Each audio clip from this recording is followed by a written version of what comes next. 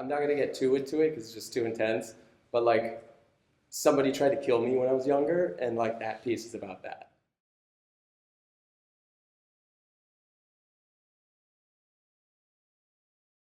So I first want to talk about how we met. Yeah. So I was at Crystal Bridges. My responsibility was the 120-acre, 200-year-old forest. And in my first 6 months, I was asked to develop an exhibition, a public art exhibition. And so I like feverishly was doing all the research, felt like it was such a dream opportunity, came across your work at Faena and was like, who is this person? I'm going to find them. You and found I did. me. I found you. And was like, I kind of gave you this invitation to think about this project that was called Color Field. You kind of bullied me. I did. You had like 17 minutes. Yeah, I was like, I don't know if I have enough time. And you were like, no, you're in the show and you're going to make a bunch of massive metal sculptures. And I was like, all right, I'm in. Yeah. Yeah. And then, you know, we've been friends ever since. Yeah. So, yeah, I kind of gave you no choice. I mean, you could have said no. I think I tried and you didn't let me, which was silly of me to do. You're welcome. Yeah, thank you. Because then the show toured to University of Houston, Artis-Naples. Which is the oldest public art collection in the country, I think. I believe you. Yeah. Yeah. See? Let's bring it back. So that was like 2018. So Yeah. it's been 7 years. Yeah.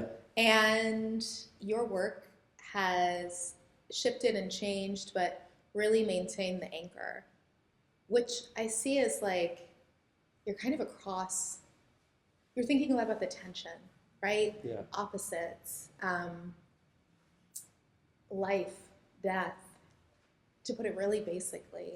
Yeah, that's like a Cliff Notes sort of version of, the version of just like the light and the dark of life, because you can't have one without the other, really. Yeah.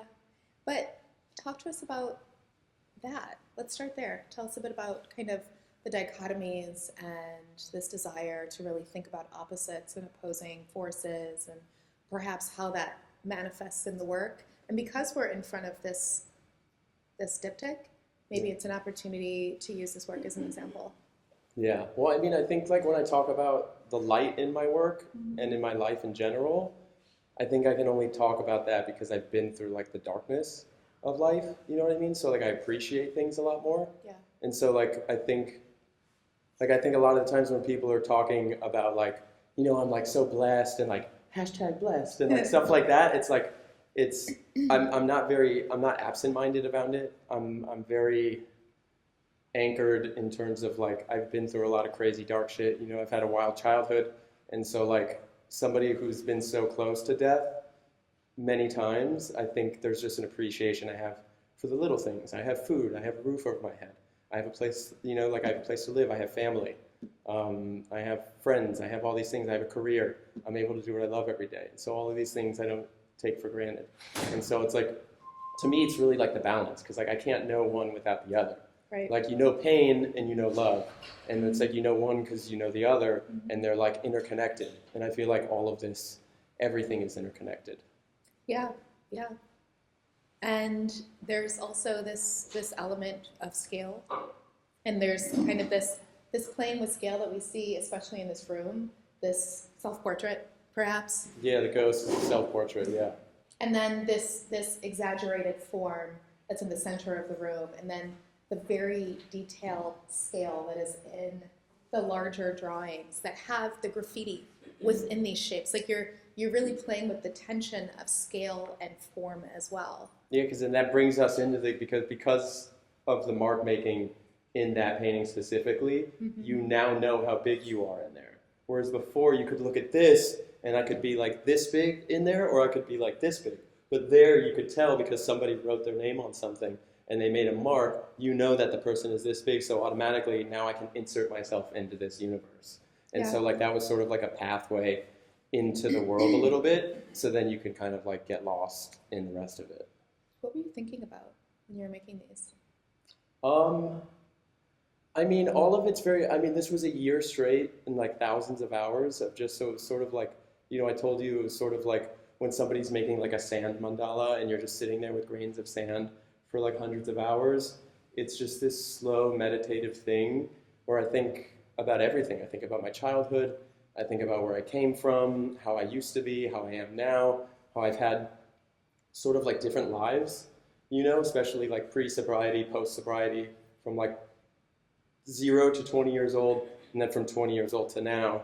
And I think like how everything has affected me, my family. And so a lot of this, like, even though I don't typically publicly talk about a lot of that, like a lot of it is like autobiographical and just like stuff I went through like with violence and things like that, and stuff that like I just learned and grew from as a child, and then things that now make me like just appreciate things on a different level. So like those are kind of things that like I think even when you came to visit my studio like a month or 2 months ago, it was like we were talking about the music, and it was like sort of like a lot of like slow, sometimes sad kind of music that I would just be listening to while I'm working. That was sort of just kind of like a classical vibe that kind of just like left me in this space that was like very like meditative and just sort of always in this constant like trance of thought, like almost trying to let things like work through me. Like none of these pieces, I mean, I call them paintings, but they're all drawings, whether it's like colored pencil to charcoal. Like I don't have a plan for any of these things. Like I get the paper on there, and then I just start like building the world, and I just start responding to it, and I start thinking about things in my life. I start thinking about humanity. I start thinking about monuments. I start thinking about parks. I start thinking about when parks are left, and then do they turn into funerary arrangements? Like this is now like this space that was once alive, that is now dead, that is now lost, that is now like not used anymore and forgotten. It used to be full of happiness and energy. Now it's full of silence, which can be beautiful, but it can also be scary. And so like I think I'm always like exploring sort of all of those different things while I'm working. Yeah. You know, the studio is such a meditative place. Yeah. I am thinking about the way that it's arranged, all of your colored pencils. Yeah, by tell color. us a bit about what that is and what that looks like, and kind of what that methodology is and how it Well, I just like to be organized. Yeah. Like I like to, like all my colored pencils, it's just like all my color and everything is very specifically laid out. So like, because if everything is organized and I have a system, then that, and I just do this with my life, you know, I get up at like a certain time in the morning, I have like a system that I create for my life so that it allows me to not think. I wear the same exact thing every day. I have like 10 pairs of these, 3 pairs of these, 5 pairs of these, like everything I have is the same, so I don't have to think about it. And then automatically I can just flow into my work and not think about like mundane stuff that like I just couldn't care less. Like I just want to make things, and I want to like flow through it. And when I'm thinking about other things like that, like daily activities, like I just don't need to put time or effort into that kind of stuff. It's quite monastic in that way. Yeah, it's just like, to me, it just makes sense for like efficiency. Like I can just do that, and it just like, I work better, I work faster, and I get to like a flow state better. Like I just get to a point where like I'm not really thinking, and like I feel like something's working through me, and like I just kind of let it happen. It's so interesting that there's a sense of system and not necessarily control, but a regiment in the daily life that allows for you to be a conduit for the work. But in the work, you're exploring chaos. Yeah, 100%. And I like that. That is kind of a metaphor for where the work is, right? You're talking about like not knowing one emotion without having the other. And so in a sense, the work reflects life where you're constantly measuring something against something else. Like, oh, that feels good. Oh, that doesn't. Oh, that's chaos. Oh, that's calm. It's like a controlled chaos. Whereas, and I only know that now because my life was complete chaos before. And so like I knew that I needed a system to thrive because I wasn't thriving with no system. You were in a system, but it was a chaos system. Yeah, it was just crazy. Yeah. And so like even like, yeah, it was just, I was very like militant about it, especially like when I got sober when I was 20 years old. And I remember, you know, my mom, so my mom and my sister are both in recovery. They both have 20 plus years, and then I have 21 years now. And so like when I got sober, my mom has my big book, which is like the AA book. And all through it is like my writings and my meditations and my thoughts. And all throughout the book, and I like kind of forgot this, it was like very like, I knew I was sort of at this point of like life and death.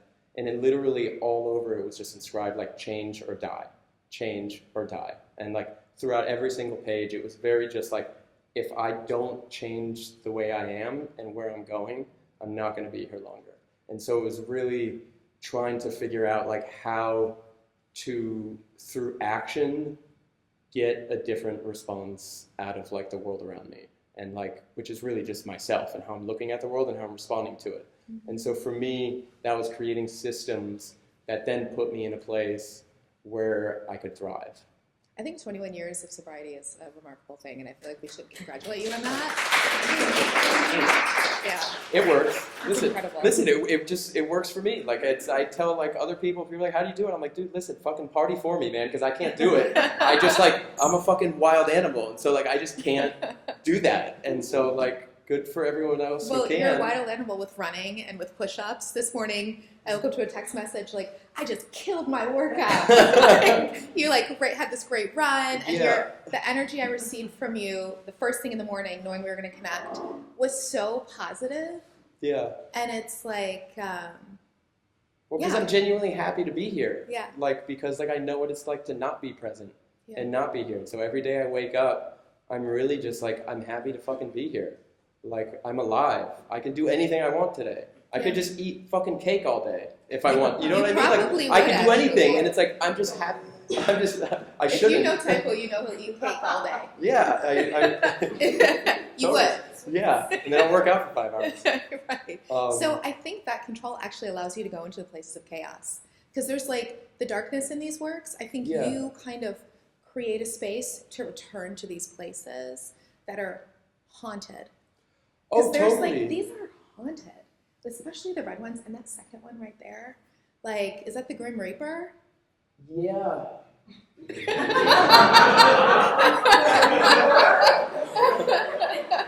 Yeah, it is.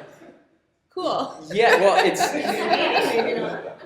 it's funny because like that's probably like, it's so weird that that's like the most fucked up piece probably in the whole show. Because I'm not going to get too into it because it's just too intense. But like, somebody tried to kill me when I was younger, and like that piece is about that. And so.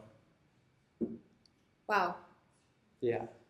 And so it's just, at some points I had to go there, you know what I mean? And like, there's like a pool. Yeah. Because like it was in a body of water, and somebody tried to drown me, and it was like a whole thing. And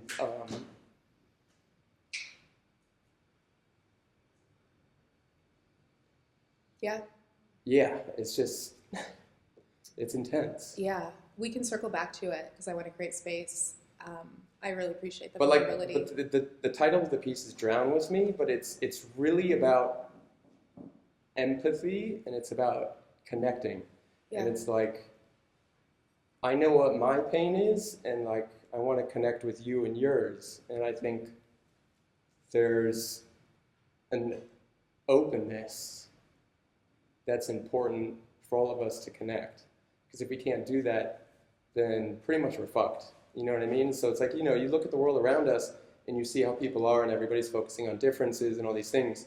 And to me, there's such a beautiful way, even though we go through difficult stuff, of connecting.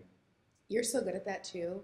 When my brother died, you were like, you called me like every day. You just like checked in. It was during the pandemic. It was a tough time. And you were just there.